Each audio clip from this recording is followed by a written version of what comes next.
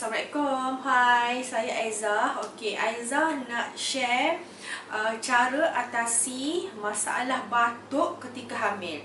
Okey, ada setengah ibu bila batuk ketika hamil ni memang susah nak hilang. Macam Aiza hari tu pun memang macam tu juga, memang susah nak hilang. Lebih daripada sebulan. Kemudian Aiza pergi klinik, Aiza inform lah dekat nurse kan. Saya batuk lebih daripada 3 minggu dah.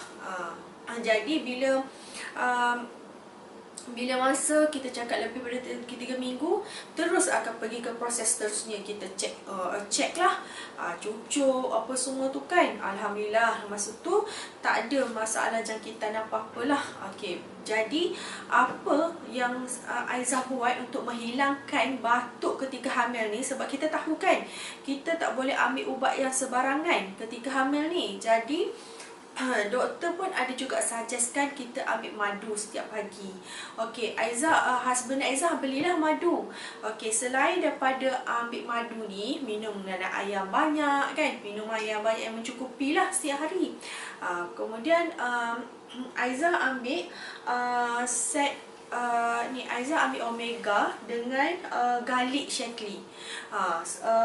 Omega gut ni kan, dia minyak ikan yang tinggi dengan EPA dan DHA yang membantu mengurangkan batuk. Kalau kita macam ada lelah ke kan, boleh ambil omega ketika hamil ni. Aiza ambil setiap malam sebelum tidur. Kemudian garlic ni adalah antibiotik. Antibiotik ni selamat untuk ibu hamil. Jadi Aiza ambil garlic dengan omega ketika batuk ni lah. Masa Aiza bangun tidur kan, selepas solat subuh, Aiza ambil dulu 1 sudu madu. Okey, kemudian Aiza minum air. Selepas minum air tu, lepas tu waktu tengah hari pula Aiza ambil garlic untuk antibiotik. Kemudian sebelum tidur Aiza ambil omega untuk mengurangkan batuk kita ni. Alhamdulillah batuk Aiza semakin berkurang.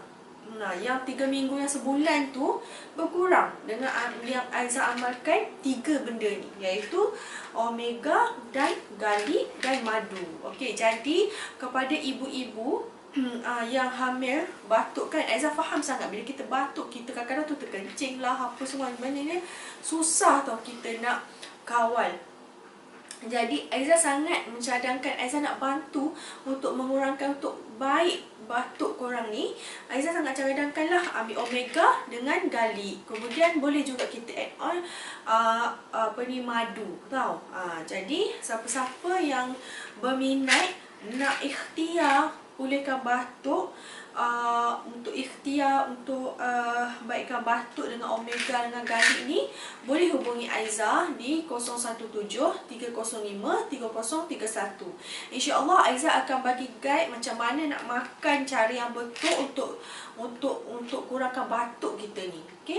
Okey, jangan tunggu lama-lama sehingga batuk lama lagi membahaya.